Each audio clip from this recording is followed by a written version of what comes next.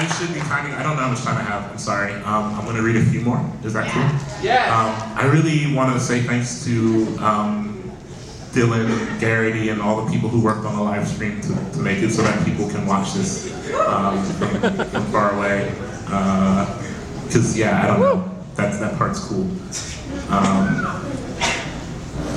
I am super proud of this book. I am mostly proud of the fact that the cover is cool. Yeah.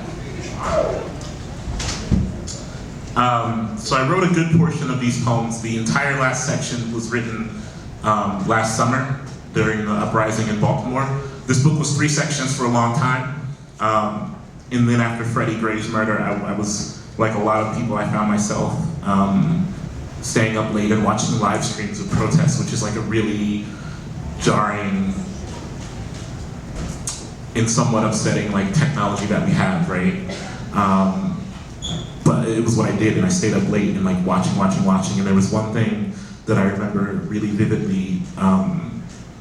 There was a young man who was, and some of you may remember this, I don't know, there was a young man who was like protesting, he was like kind of standing alone with like maybe a megaphone or maybe just like a sign, and then a police vehicle drove past him, and then he was gone. So the assumption was that he was like shoved in this police vehicle and then he was like vanished.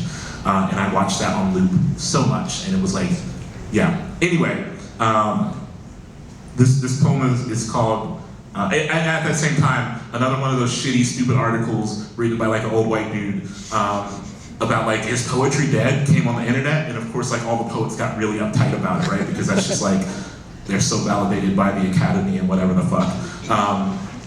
No disrespect to, you know, my bad, live stream people. So there was these like 2 narratives converging where people were like very concerned about injustice in the country, and poets, some of them simultaneously concerned about that, but some of them like, oh, an old man at the like New York Times thinks poetry is dead, how will I ever rewrite a poem again? This poem is called While Watching the Convenience Store Burn in Baltimore, poets on the internet argue over another article declaring poetry is dead. I mean, is it dead, really?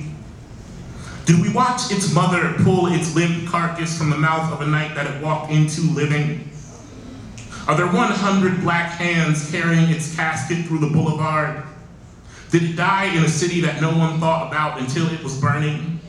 Did broken glass rain onto the streets in its memory? Did people weep at the shatter? Did people cry for the convenience store and forget the corpse? Did the reek of rising gas drain the white from a child's eyes? Did we stop speaking its good dead name when a fist was thrown? Do we even remember what killed it anymore? I think it was split at its spine, but I can't recall. I just woke up one day with this new empty. Can we uproot the body and drag it through the streets? Will people remember if we lay it at the boots of those who last saw it alive? Are we calling it dead because white people got bored with its living? Who will be left to bend the night into a chorus? How will we harvest skin to pull tight over a wooden face? Who is going to ready the drum?